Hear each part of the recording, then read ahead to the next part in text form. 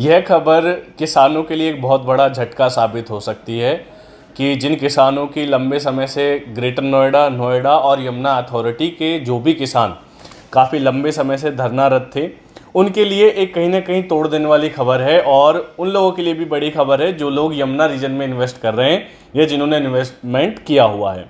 नमस्कार साथियों, मैं विकास शर्मा स्वागत करता हूं आपका मेरे ऑफिशियल यूट्यूब चैनल पर। आज की वीडियो होने वाली है किसानों की उस बड़ी खबर को लेकर जिससे आप सभी रूबरू होंगे।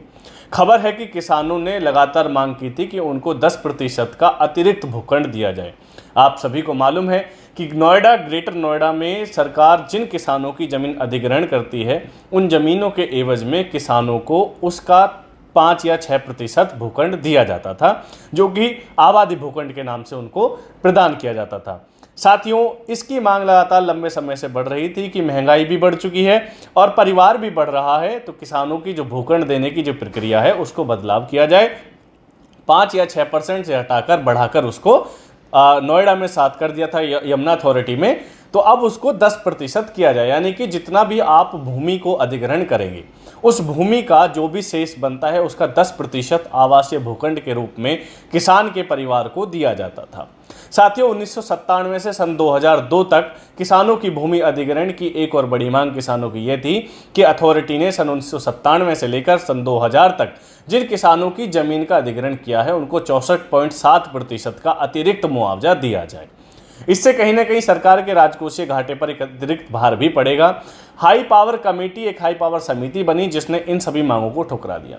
अभी तक आप सभी को मालूम होगा, या जिन्हें नहीं मालूम है तो मैं अब बता दूं कि जब किसान को प्लॉट मिलता है तो मिलने वाले प्लॉट की न्यूनतम सीमा 40 मीटर होती है और अधिकतम सीमा 2500 स्क्वायर मीटर होती है। यानी कि चाहे किसान की ज़मीन कितनी हो, उसको न्यूनतम प्लॉट अगर बनता है तो कम से कम उसको 40 मीटर का प्लॉट दिया जाता है। यदि किसी किसान का बड़ी जोत के किसान है तो उनको मान लो किसी का 10,000 मीटर बना, 5,000 मीटर मिला, तो चाहे कितना ही बना लेकिन उनको सरकार द्वारा 2500 स्क्वायर मीटर का प्लॉट दिया जाता है। किसानों की यह मांग थी कि न्यूनतम सीमा जो है किसानों के प्लॉट मिलने की 6% 7% की, उसको 40 मीटर से बढ़ाकर 120 मीटर किया जाए और जो मैक्सिमम सीमा है 2500 मीटर उससे बढ़ाकर 5000 स्क्वायर मीटर का प्लॉट किसानों को किया जाए। इन सभी 4-5 मांगों को यमुना अथॉरिटी ने खारिज कर दिया है। एक सबसे बड़ी मांग किसानों ने यह भी की थी कि आप जो हमें सेमी कमर्शियल प्लॉट देते हैं, जो आप हमें ये प्लॉट प्रदान करते हैं, इस प्लॉट की जो हाइट है, अब तक किसान कोटे प्लॉट में आप 55 फुट हाइट कर सकते हैं, यानी कि लगभग 15 मीटर की हाइट इसकी स्वीकार है सरकार के द्वारा। जो किसान कोटा के प्लॉट हैं अथॉरिटी के द्वारा ये मान्य है। लेकिन अब किसानों की ये मांग थी कि इस ऊंचाई को, इस हाइट को 15 मीटर से बढ़ाकर 25 मीटर कर दी जाए, यानी कि लगभग 80 फुट की हाइट वो कह रहे हैं कि हमारी इतनी आपको कर देनी चाहिए। तो ये सभी मांग अथॉरिटी ने कहकर खारिज कर दिया कि ये सभी मान्य नहीं है और नियमों के विपरीत हैं। लेकिन किसान इस बात पर अड़े रहे। किसानों का यह कहना है कि जब आपने हमारी ज़मीन एक्वायर की है तो हमको इसके एवज में अन्य सहूलियत चाहिए। जिस हिसाब से परिदृश्य बदल रहा है, जिस हिसाब से इकोनॉमिकल एक्टिविटीज़ बदल रही हैं, इकोनॉमिकल चेंजेस आ रहे हैं, हमारे इन भूखंडों में इन नियमों में भी बदलाव किए जाएँ।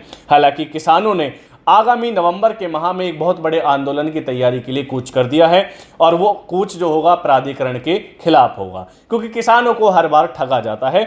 और कहीं ना कहीं यदि किसानों की ये मांगें मान ली जाती हैं तो कह सकते हैं कि यमुना, ग्रेटर नोएडा और नोएडा के रीजन में बहुत सारे लोगों को फायदा होने वाला है। क्योंकि अगर आपके भवन की हाइट बढ़ा दी जाएगी तो आप उस पर कई फ्लोर निर्मित कर सकते हैं, जिसके आपके बहुत अच्छा रेंटल आप इनकम उससे अर्न कर सकते हैं। यहाँ तक कि अगर आपका प्लॉट का साइज बढ़ाया जाता है, जिनको अब तक 7% मिलता था या किसी ने खरीदा है तो उसको 10% मिल जाएगा या अतिरिक्त उसका पैसा उसको मिलेगा।